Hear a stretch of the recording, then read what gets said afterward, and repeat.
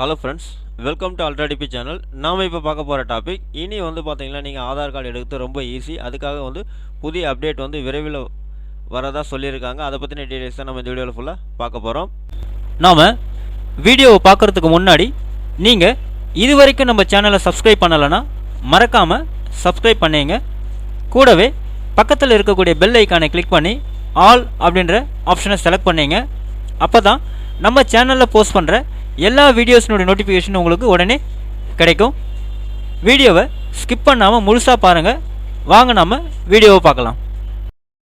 அதாவது ஆதார் கார்டு அங்கீகாரம் தொடர்பான மத்திய அரசு பார்த்திங்கன்னா புதிய போர்ட்டல் தொடங்க இருக்காங்க. ஸோ அதை பற்றின முழு டீட்டெயில் தான் நாம் பார்க்க போகிறோம். இந்தியாவில் இப்போது ஆதார் கார்டு பிரதான ஆவணமாக மாறிவிட்டதுன்னே சொல்லலாம். ரேஷன் கார்டு முதல் பாஸ்போர்ட் வரை எடுக்கிறதுக்கு பார்த்திங்கன்னா ஆதார் கார்டு மிக முக்கியமான ஆவணமாக பெற்றுக்கொள்ளப்படுகிறதுன்னு சொல்லியிருக்காங்க. இத்தகைய முக்கியத்துவம் வாய்ந்த ஆதார் கார்டு சேவையை இன்னும் எளிதாக்கும் வகையில் ஒரு மிகப்பெரிய புதிய அப்டேட் வெளியாகியுள்ளதுன்னு சொல்லியிருக்காங்க. விரைவில் ஆதார் அங்கீகாரம் பெறுவதற்காக மத்திய அரசு புதிய வெப்சைட் ஒன்றை தொடங்க உள்ளதாக தகவல் வெளியாகி இருக்குதுன்னு சொல்லியிருக்காங்க. தகவல் தொழில்நுட்ப அமைச்சகத்தின் தகவல் படி இந்த போர்ட்டல் ஆதாரை மேலும் யூசர் ஃப்ரெண்ட்லியாகவும் வாழ்க்கை எளிதாகவும் மக்களுக்கான சேவைகளுக்காக அணுகலை மேம்படுத்தும் வகையில் இந்த வெப்சைட் இருக்குது அப்படின்னு சொல்லியிருக்காங்க. UIDAI தலைமை நிர்வாக அதிகாரி சொல்லும்போது ஆதார் நாட்டின் டிஜிட்டல் பொருளாதாரத்தின் வளர்ச்சி விகிதத்தை அதிகரித்து வரதாக சொல்லியிருக்காங்க. விதிகளின்படி நிறுவனங்கள் தங்களின் திட்டங்களை சமர்ப்பிப்பதையும் அங்கீகரிப்பதையும் எளிதாக்குவதற்காக ஆதார் குட் கவர்னன்ஸ் போர்ட்டல் உருவாக்கப்பட்டுள்ளது அப்படின்னு சொல்லியிருக்காங்க. உலகின் மிகவும் நம்பகமான டிஜிட்டல் ஐடியாக ஆதாரை இந்தியா உருவாக்கி இருக்கிறது. கடந்த 10 ஆண்டுகளில் 1 பில்லியனுக்கும் அதிகமான இந்தியர்கள் ஆதார் ஐடி கார்டு பெற்றிருப்பதுடன் அதன் நம்பகத்தன்மை குறித்து மகிழ்ச்சியை வெளிப்படுத்தியிருக்கதான் சொல்லியிருக்காங்க. அத்தகைய ஆதார் கார்டில் சேவையில் கொண்டு வரப்பட்டிருக்கும் புதிய மாற்றம் சேவை வழங்குனர் மற்றும் பெறுநர் இருவருக்கும் நம்பகமான பரிவர்த்தனைகளை செய்ய உதவும் மத்திய அமைச்சகம் தெரிவிச்சிருக்கதான் சொல்லியிருக்காங்க.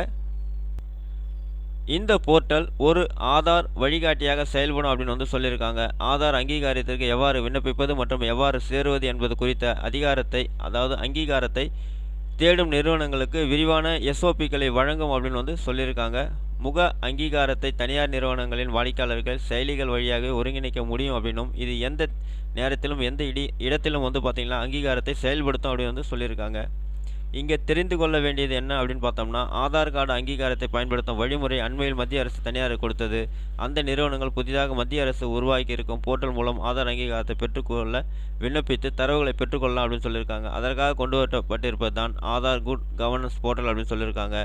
சேவைத்துறையில் இருக்கும் நிறுவனங்கள் இந்த சேவையை பயன்படுத்தி கொள்ளலாம் அப்படின்னு சொல்லியிருக்காங்க. ஓகே ஃப்ரெண்ட்ஸ், அவ்வளோதான் உங்களுக்கான இன்ஃபர்மேஷன். இந்த வீடியோ உங்களுக்கு பிடிச்சிருந்தா லைக் பண்ணுங்கள். அது மட்டும் இல்லை, இந்த வீடியோவை நிறைய பேருக்கு ஷேர் பண்ணுங்கள், கமெண்ட் பண்ணுங்கள். மறக்காமல் நம்ம சேனலை சப்ஸ்கிரைப் பண்ணிங்க. மீண்டும் ஒரு நல்ல வீடியோவில் சந்திப்போம். நன்றி, வணக்கம்.